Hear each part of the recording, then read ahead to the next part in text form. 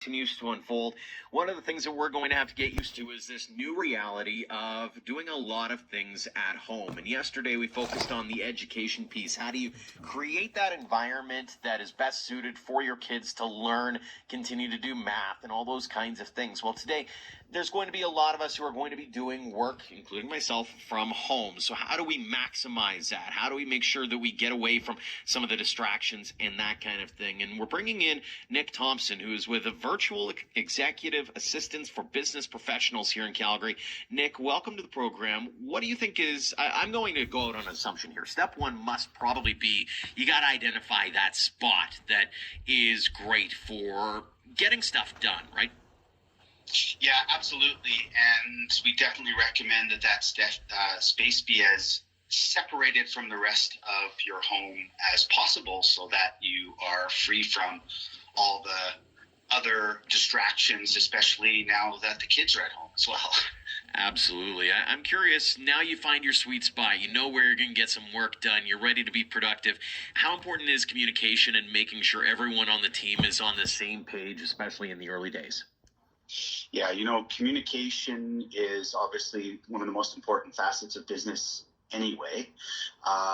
When working virtually and you're not face to face, we miss all the physical cues and the emotion when you're speaking in a meeting or face to face with people. So we have to be far more expressive. We have to increase the amount of communication that we have, and sometimes even find different mediums to communicate the same message over and over again.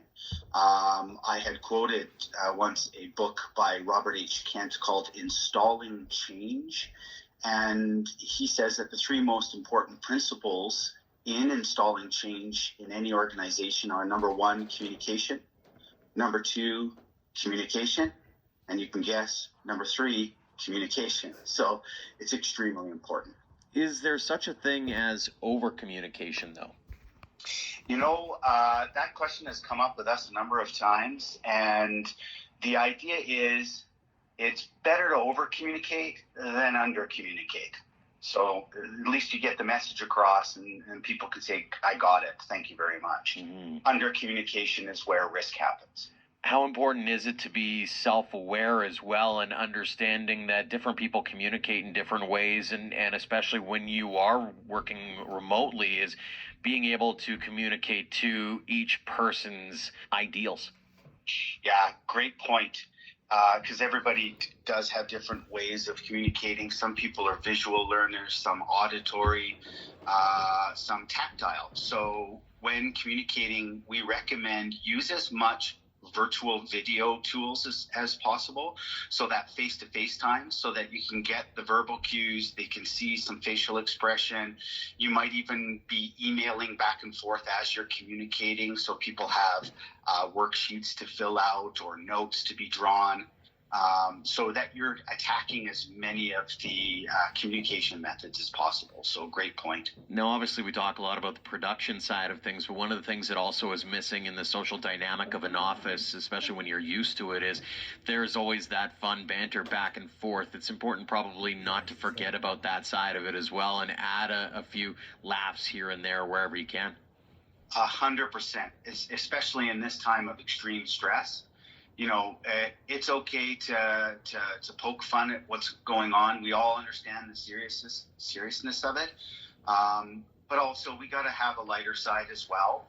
We really believe that what's going to get us through this time of crisis is all working and banding together, especially as we're not going to have as much social interaction with this social distancing. So it's going to be social distancing and work distancing. So, we got to have some fun with it as well. So another great point. So now that you're set up, you've got everything good to go, you got your space, you got your communication. When it comes to the scheduling side of it, is it important to make sure you lay out the day the same way you normally would at work, or is it worthwhile maybe reevaluating what you're doing to maybe get the most out of it? And let's say you've got a 5-hour workday that's just as productive at home as compared to an 8-hour day at the office. Yeah, so there's a couple of points there. One is we recommend you get up, you prepare yourself for a regular work day. So, it's very tempting for people to, hey, no problem, I'm working from home, I can stay in my PJs and, kick my feet up while I'm working on the laptop. But mentally, it's really important to prepare yourself for a regularly scheduled day.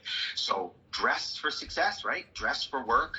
Have that good space that you can work in to be professional, and schedule your day according to, try and make it as normal schedule as possible for your work day. It will be different anyway because it is virtual and there aren't those side conversations going on office to office, but making sure that day is scheduled as if you were back at the office, so that it's not as much of a difference when you're working at home, and then looking at how you work best. So again, just as people learn differently, some people work best by scheduling their meetings more back to back, and some people need space in between the meetings to prepare notes or get their mindset in for the next meeting.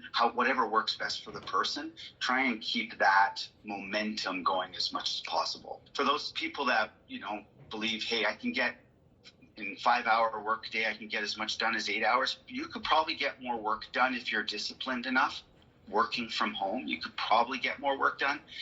This day and age, we're going to need everyone to work their hardest to get out of this. So, take the time to everybody put in their best effort. And you mentioned something as well there, and it was making sure that you realize that it's not a one-size-fits-all. One office is going to be different from the next. An entrepreneur is going to be different than a big brand name company, and so everybody's got to kind of take a second just to realize what works best for everybody and try to make it work for everybody. True story. A lot of great tips there, Nick. Thank you so much for joining us on the show this afternoon. Absolutely, my pleasure. Just want to do our piece in helping as many people as possible get through this. Nick Thompson is with Virtual Executive Assistants for Business Professionals.